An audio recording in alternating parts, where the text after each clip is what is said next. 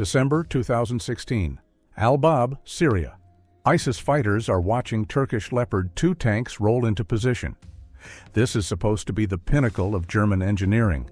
60 tons of Cold War muscle. Absolutely invincible. Within weeks, 10 of them are burning wrecks. But here's where it gets interesting. That exact same tank design is currently shredding Russian armor in Ukraine. The 33rd Mechanized Brigade just pulled off a perfect ambush near Donetsk. Clean kills, 0 losses on their side. So what changed? Let me show you why 1970s engineering is still dominating battlefields in 2026.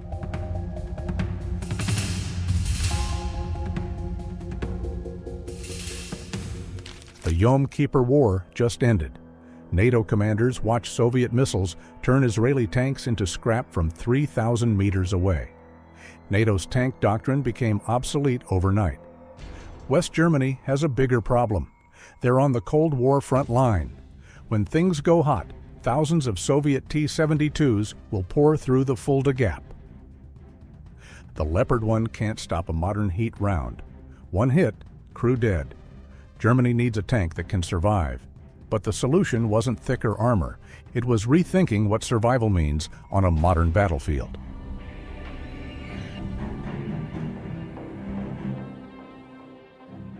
German engineers made a radical bet. They believed gun technology would advance faster than armor. So instead of trying to make a tank immune to hits, make it fast enough that nobody can hit you. The Leopard 2 that rolled out in 1979 had 1,500 horsepower.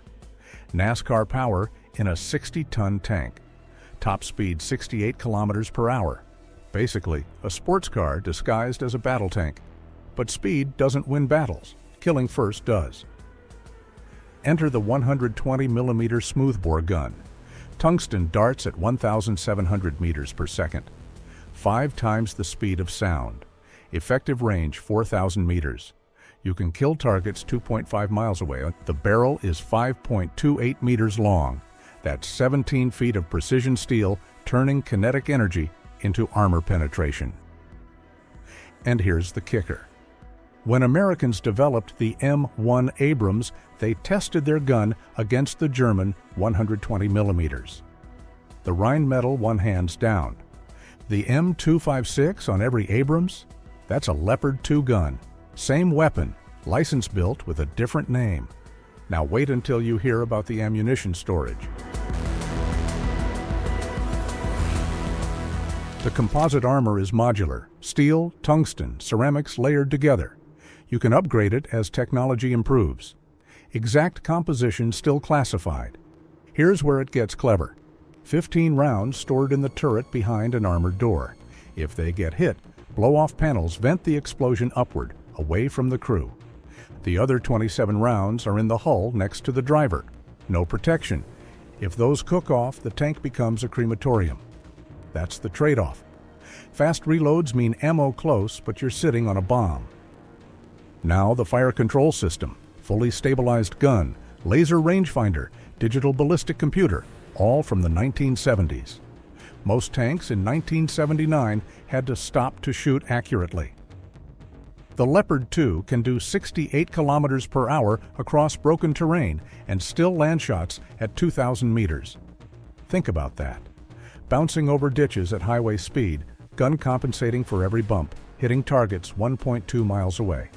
In 1979, the computer calculates wind, temperature, barrel wear, ammo type, target movement, all in milliseconds. Soviet tankers on T-72s are still using manual range estimation. Wait until you see what happened when the Cold War ended.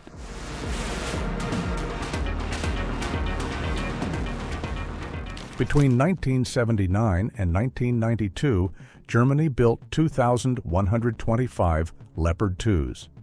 Then the Berlin Wall falls. Germany doesn't need that many tanks anymore, so they start selling them cheap. Netherlands buys 445. Switzerland grabs 380. Then Spain, Sweden, Greece, Turkey, Poland, Canada, Chile, Finland all want in. Here's a stat that sounds made up. Germany kept roughly 300 Leopard 2s for themselves and exported over 1,800. They sold 6 times more than they kept. The Leopard 2 became more popular abroad than at home. By the mid-2000s, it's the most exported Western tank in history. Not for marketing, because it works, and it keeps evolving. The 2A5 in 1995 gets redesigned arrow-shaped turret armor. The 2A6 in 2001 gets the L/55 gun, 1.3 meters longer for better penetration. The 2A7 by 2010 adds active protection, mine-resistant belly plates, and urban warfare packages. Here's the irony. The tank was designed for fast battles across German countryside. Instead, it fights in Afghanistan, Kosovo, Syria, Ukraine. Every type of combat except the one it was built for. Now let me show you where everything went catastrophically wrong. December 2016. Turkey sends 340 Leopard 2A4s into Syria for Operation Euphrates Shield. ISIS has Russian Kornet missiles captured from Syrian depots, tandem-charge warheads designed to penetrate reactive armor. Here's what made this catastrophic. Turkish commanders used their tanks like static artillery, parked on hills for fire support, no infantry screen, no combined arms. Sitting ducks. ISIS fighters crept in close with side and rear shots where the armor was weaker. The 2A4's older armor couldn't handle modern missiles from those angles.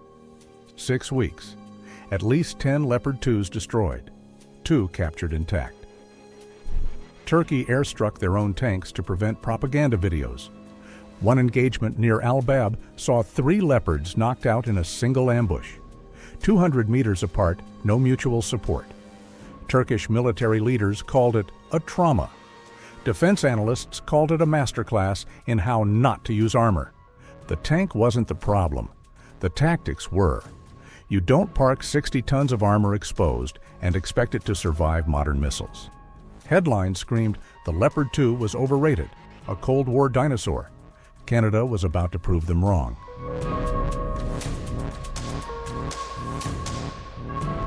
Canadian Leopard 2, A6Ms deployed to Kandahar province, upgraded variants with enhanced mine protection and properly trained crews who understand armor doctrine.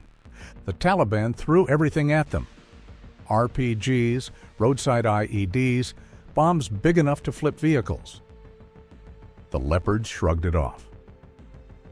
One incident in Jari district stands out. A Leopard hit a 100-kilogram IED. The blast lifted the entire front end off the ground. The crew was shaken, but alive. They backed out, mechanics patched it up, and it was fighting again within 48 hours. Danish 2A5S in Helmand province? Same story.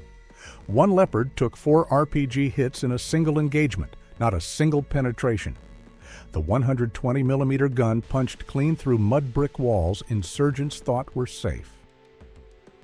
Canadian Chief of Defense Staff General Rick Hillier wrote to the German government, "The Taliban have been engaged with some of the new Leopard 2 tanks in several ambushes. They learned some very harsh lessons very quickly and very violently." The difference between Syria and Afghanistan? Combined arms, infantry support, proper doctrine, the tanks doing what they were designed to do as part of a coordinated fighting force. Same tank, completely different results, because tactics matter way more than technology. Ukraine is learning that lesson right now.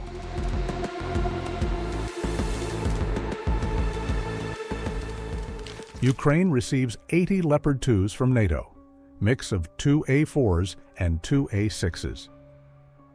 The world is watching. First time Western tanks face a peer adversary since the Gulf War. The summer offensive stumbles, minefields everywhere, drones tracking everything, some Leopards knocked out first week. Critics scream, Syria again. The 33rd Mechanized Brigade figures it out. Ambush warfare, rapid maneuver, combined arms. November 2024, near Pokrovsk, Russians push with turtle tanks, T-72s and improvised armor and cages. A Leopard team waits in a tree line with thermal optics tracking the column. First 2 vehicles pass, Then they open fire from 1,800 meters. First round, center mass. The T-72 explodes. The turtle tanks can't rotate fast enough. That armor makes them slow and blind. The Leopard picks off 2 more before Russian artillery ranges. By the time shells land, the Leopard is gone 500 meters away. Shoot and scoot. January 2025. Near Chasiv Yar, Ukrainian Leopards hit a Russian column at dawn. Superior optics spot them first. 3 T-90CS destroyed before the Russians react. Leopards withdraw before counter-battery arrives. Are there losses? Absolutely. Drones everywhere, artillery relentless. But the surviving Leopards are used correctly. Infantry support, smart tactics, not as invincible superweapons. And here's what nobody expected.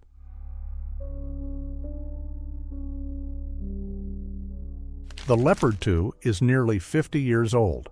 The basic design hasn't changed since 1979, yet in 2025, Germany just approved 18 new Leopard 2 A8S for $565 million.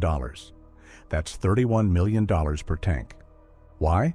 The fundamentals still work. The gun upgrades, the armor upgrades, electronics modernize, but the core platform is still sound. Compare that to Russia's T-14 Armata. Revolutionary, modern, active protection, unmanned turret. How many are in Ukraine? 0. Russia can't build them in meaningful numbers, can't maintain them, can't get the tech to work reliably in combat. Maybe 20 T-14S exist total. Most sit in storage or roll out for parades. The Leopard 2? Parts available worldwide. Training standardized across 18 NATO countries. A dozen nations have the infrastructure to fix it. That's the reality nobody talks about. Logistics beats innovation. Reliability beats revolutionary. Ukrainian crews who master the Leopard love it. Superior optics. Better survivability than Soviet tanks. The 120mm gun is a game changer compared to Soviet 125mm autoloaders that break every 200 rounds.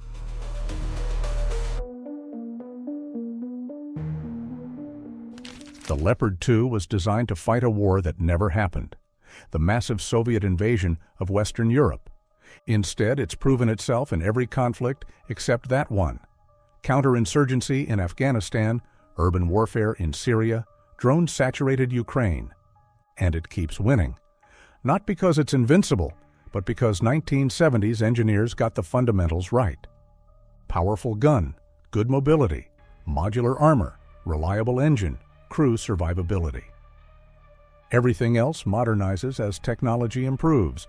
That's why 2025 Leopard 2 A8S share DNA with 1979 models, but still dominate modern battlefields. Cold War engineering beating modern warfare? It's not magic. It's getting the fundamentals right.